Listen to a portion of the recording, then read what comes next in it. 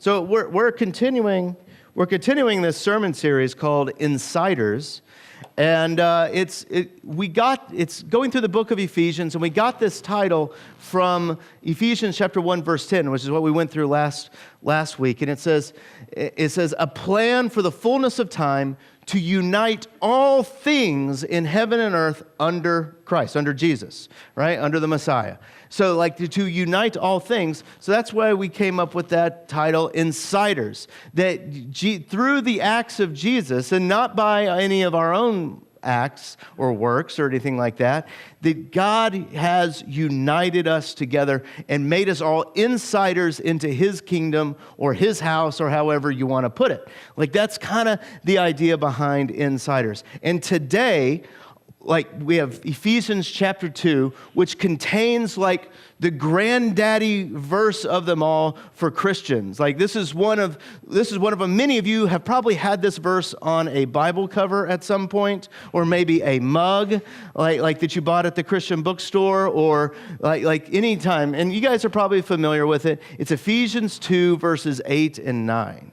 And it says, "For by grace you have been saved through faith. This is not of your own doing, it is a gift from God, not the results of works, so that no one may boast." Right? Like everyone kind of knows that one, right? That's like a quintessential classic Christian verse, and we love it. But my question is, and it's a great verse, but my question is what does it mean? Like what does grace actually mean there? And the reason why I'm questioning that is because there's a couple things that happen, and it has to do with how we treat other folks around us. That we'll say that our faith is one that is saved by grace, but man, we put a lot on other people. We're like, ooh, that person needs to get their life straight in order, to be around other Christians. And what worries me as a pastor that I've been for like 7 years now or something like that when you get behind that feeling, you see that people actually feel that about their own faith life. And I talk to so many folks that are worried about their own salvation, that they're worried that if they just mess up that one little thing, that they are outside the kingdom, that they are an outsider, that they are not part of all of this anymore. And I hear that a lot out of people. Why is this not working? I'm sorry, here, I gotta take 2 seconds and fix this. I don't know what's going on. Oh, it's totally borked and broken. Evelyn, I know. I know, right? Let's see here. Did that fix it? All right, that fixed it. Okay. I couldn't turn a page. Like I was. So what does this grace actually mean? And what I worry is that we oftentimes are worried about even our own salvation. That our own salvation, that we're like, yeah, we say it's by grace we've been saved, but there's that little tingle. It's like, ooh, I haven't done enough for God. That He might actually forget or leave me, or something like that. So to begin this Insiders thing today, we're going to go in really 3 directions. And Paul answers our question of what is grace by the second half of this chapter 2 in Ephesians. And he says, what is grace? And he does it by 3 ways. He says, name calling is bad. All right? He says, name calling is bad. Don't do it. There's a problem with name calling. Then he talks about Jesus' actions with tearing down the walls of hostility. And then he says, and Christ is using us to build God's temple. All right? So let's get into this. Let's get into the name calling section here, because he really rails on the name calling. And perhaps maybe one of you have been called one of these names that the author here is talking about. So he says, therefore, remember that time when at one time you Gentiles in the flesh were called the uncircumcision by what is now the circumcision, which is made by the flesh of hands. So, do you see the names that they're being called there? How many times have you been called the uncircumcision? Like has it happened to you a lot? Like when you guys were kicking around in the schoolyard in middle school, and like Billy or something like that, you know Billy, he had the buzz cut and all that stuff, Billy, he's like, you uncircumcised, it's like, what? No, no, that's not, you got to remember, this was written 2,000 years ago. It was 2,000 years ago, but there's another name there too. It's called Gentiles in the flesh. He's pointing out, it's like many of you knew what it was like to be called these names. Because being called uncircumcision by those in the circumcision, that was a marker for God's people. That was kind of their brand, that the Israel, the Jews, right? The Hebrew people were all circumcised. That was their brand. And so they would mark, it's like, hey, you're not good enough. You're part of the uncircumcision.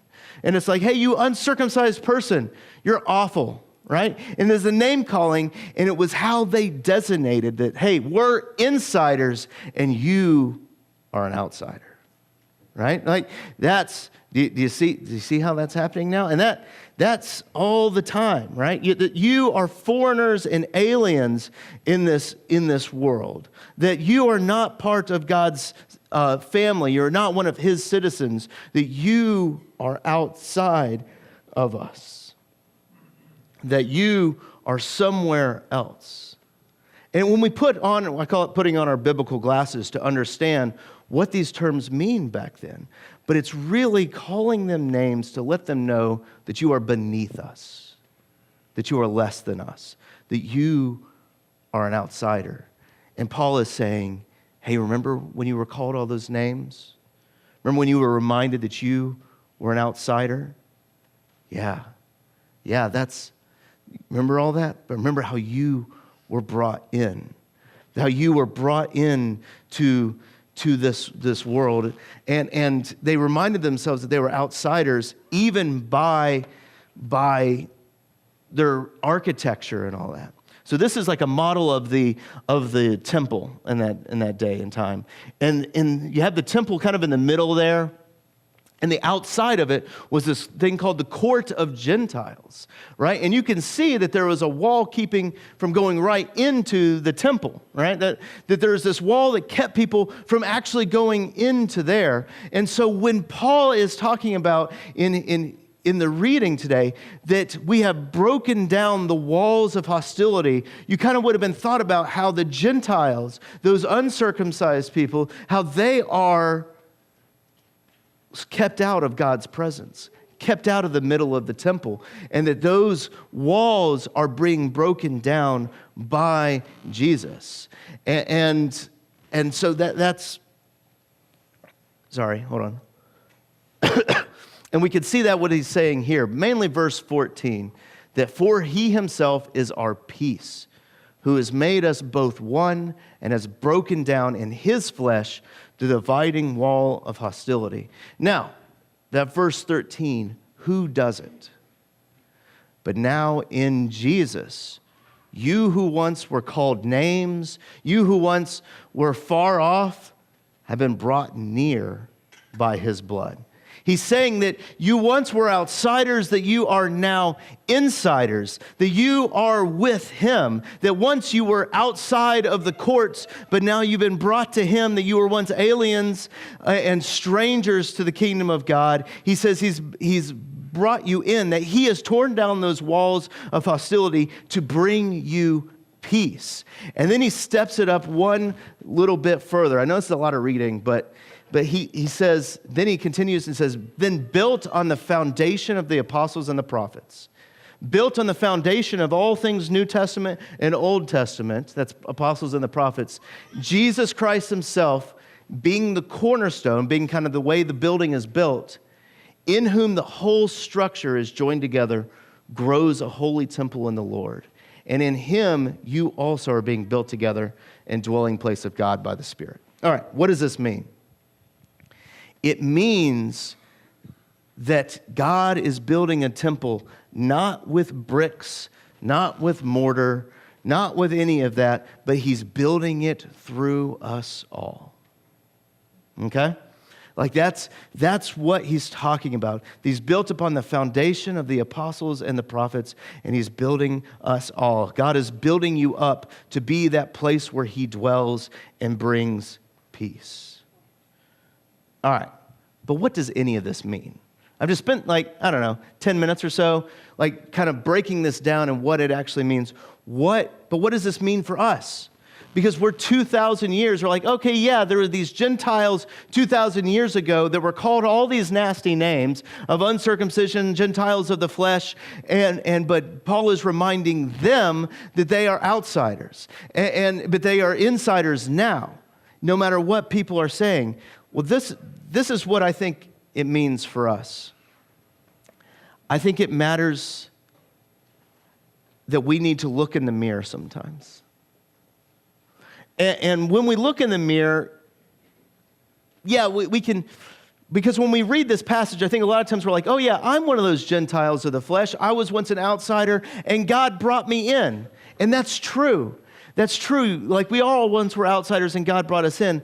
But when we look in the mirror, now being 2,000 years away from that being written, I think we see something different. I think we see something in a different light. Because I don't know about you guys, but when I was growing up, I was king of the church, right? I was king of the church. I was baptized on the 10th day. Never missed a Wednesday night church or a Sunday school. Great attendance. After all, I was homeschooled, right, Vic kids? I was homeschooled. I was homeschooled. I did all the things right. I was brought up in the church. I voted the way that I was supposed to, right? I was right, and I was right on everything. And I called people names. I called people outsiders. Look at those unsaved people, I would say out there. Those pagans. They don't know how to love. They don't know how to trust. How could they possibly be happy? I listened to Christian music. I watched Christian movies. I went to Christian shows. I was not part of any of that dirty outsider stuff that those pagans did. They were all beneath me. I remember something like 10 years ago, though. Like 10 years ago in my life, I was in seminary. I took an honest look in the mirror at myself. And when I did that, I stopped identifying as the outsiders in this passage. And I started identifying that I was an insider, that I was calling them names. And the names I called them were unchristian, unloved, and rejected. And I looked in a mirror, and it took that to look in there. And when we look in the mirror sometimes, we got to be honest with ourselves and say that, yeah, we are the outsiders sometimes, but a lot of times we're the insiders. And we use those names to separate and put up metaphorical walls between us to say, you are an insider, you are an outsider. But when I looked in the mirror also, I saw that I was completely saved by the grace of Jesus. And what that meant is that no matter my standing or my thoughts on someone else, that his blood, that his sacrifice, and his resurrection covered them just as much as it covered me. That his sacrifice and his love and his acceptance and his grace covered them is even more so than any name I could come up for anybody on the outside. That his dying on the cross covered them, and just as he from the cross said, Father, forgive them, for they know not what they do, he's not just saying that to me, who is now an insider, he's saying that to everyone, even the people that I'm calling names as outsiders. He's calling them, Father, forgive them, for they know not what they do. And through that action, the book of Matthew, the Gospel of Matthew, has this beautiful story that when Jesus said that and died on the cross, that curtain in the temple that separated God's presence from ours was ripped in two. And it said that God was no longer in the insider's place of the temple, that he was on the loose and he was out, so that all of us in here may have hope that God is for us and not against us. That no matter what names we may be called, outsider, unloved, rejected, that God has spent even his own life saying that we are loved and that we are insiders in his family now. So, to finish all this up, look at how God is bringing the outsiders in. Look at how he loves them. And my hope and prayer for you is that the same love and grace that you see how God has for you, that you would see how he has that same love and grace for everyone in the world. And that his desire is to make a dwelling place with them. And you know what? Something I realized this week as I had this picture in my mind of God building up this new temple out of all of us. After all of this, those people that I used to call outsiders, they still may be beneath me, but they are just the brick that is right under me, that's supporting me and holding me up in the temple that God is building out of us all. And you know what? That's good news. That's good news. Let's pray.